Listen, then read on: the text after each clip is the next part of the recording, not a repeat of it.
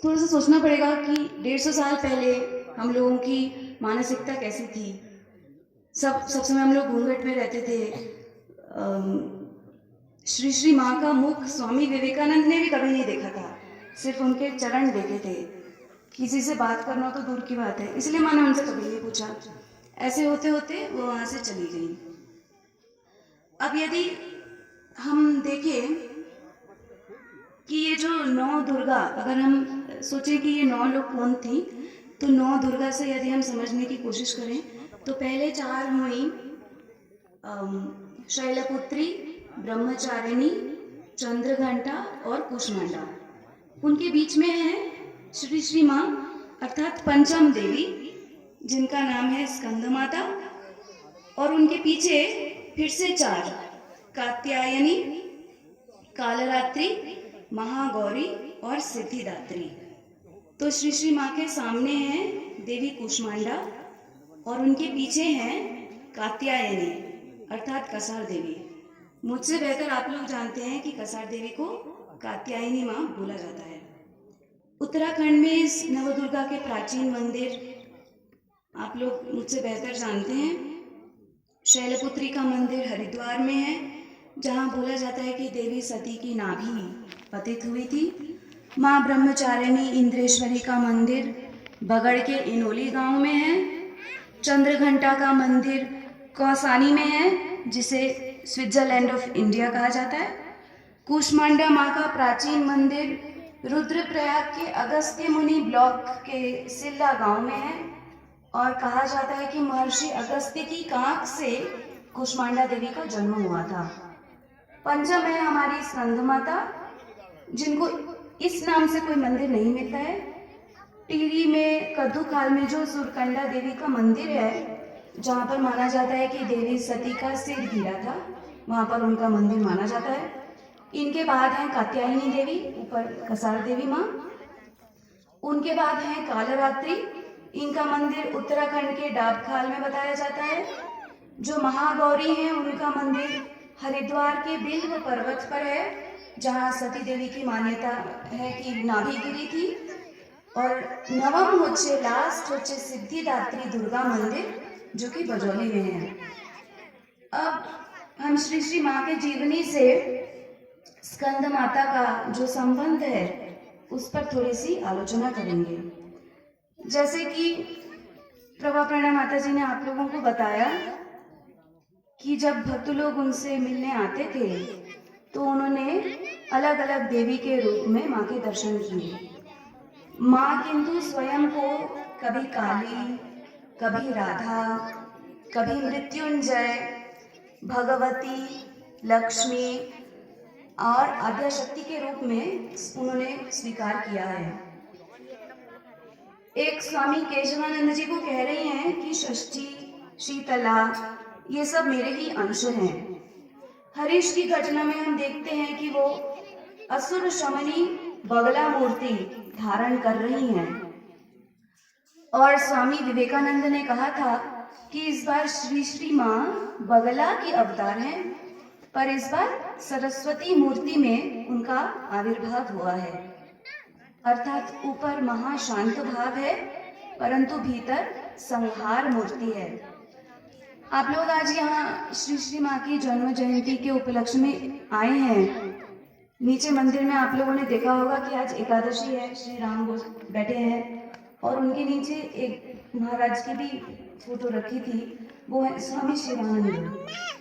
जब श्री श्री माँ की महासमाधि हुई तब स्वामी शिवानंद जी ने कहा था कि सती देवी के एक एक अंग से भारत में 51 शक्तिपीठ हुए हैं, पर आज यहाँ अर्थात बेलूर मठ में सती देवी का पूरा शरीर बेलूर मठ की मिट्टी में मिल गया है। तो सोचो बेलूर मठ कितना पवित्र और विशाल शक्तिपीठ है।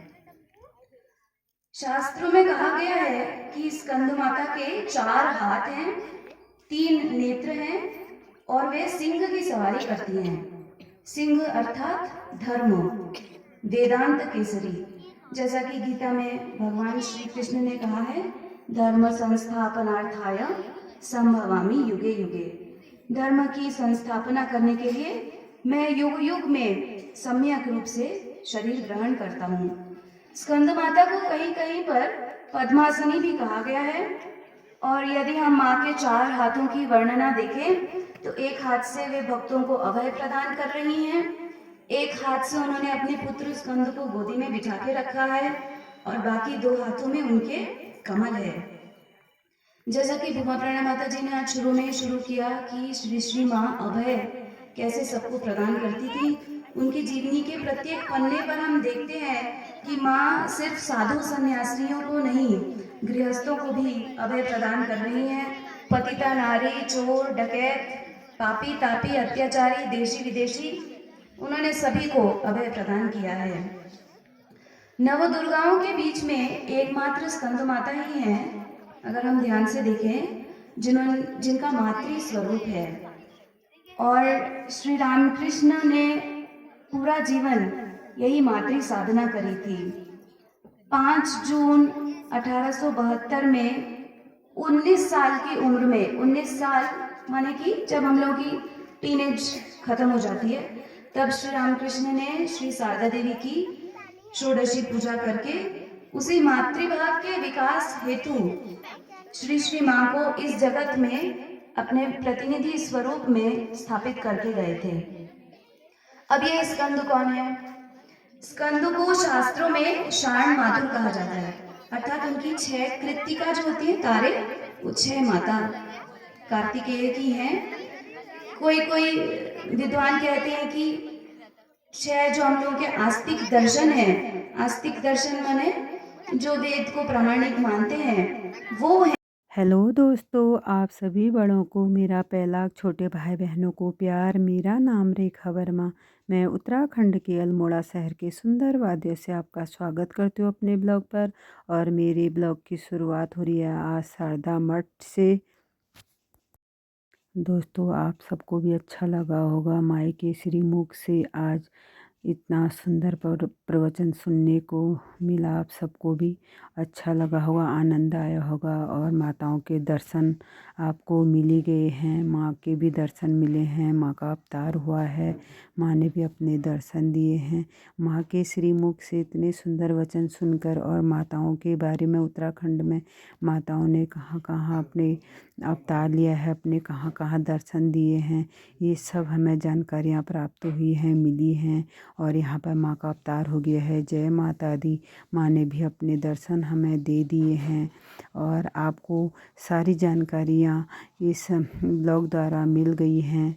अच्छा लगा होगा, मुझे भी काफ़ी अच्छा लगा जब मैंने माँ के श्रीमुख से ये वचन सुने। आगे शारदा मठ में भजनों का आनंद लीजिए।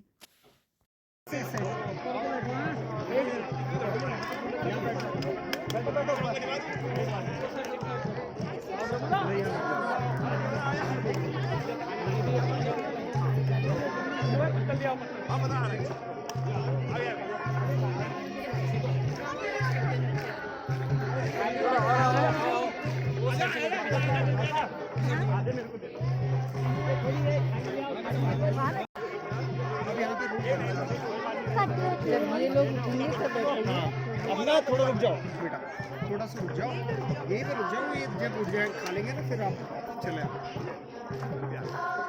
कितने लोग? 4-5 जा सकते हो उस साइड। 2 3 4, एक और चले जाओ, 5 साथ में ही हो, अलग अलग है ना सब।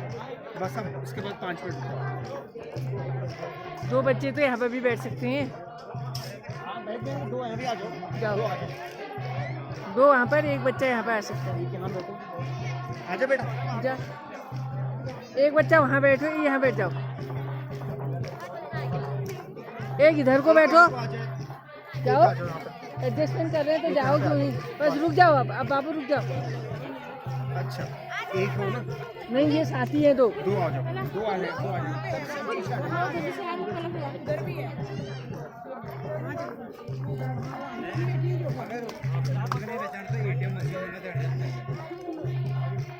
आप बैठे ना, अरे आओ, चुका खाने दो।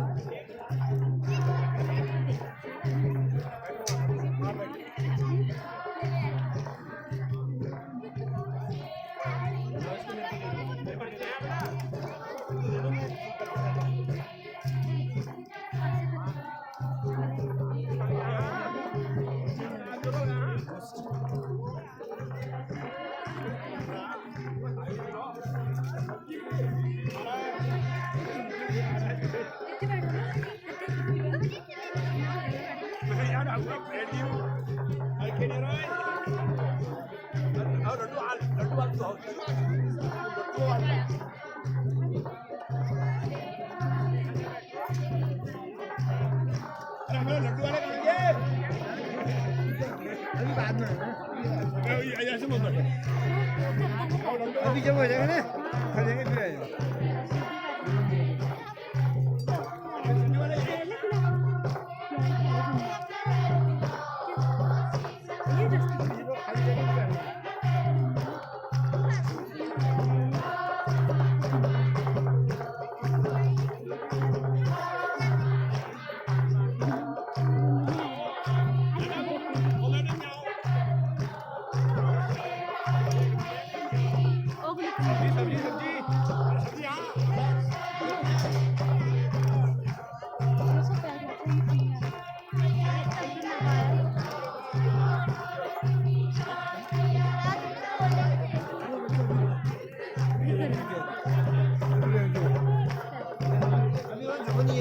अभी जगह मेरे को ठंडा करना बच्चों।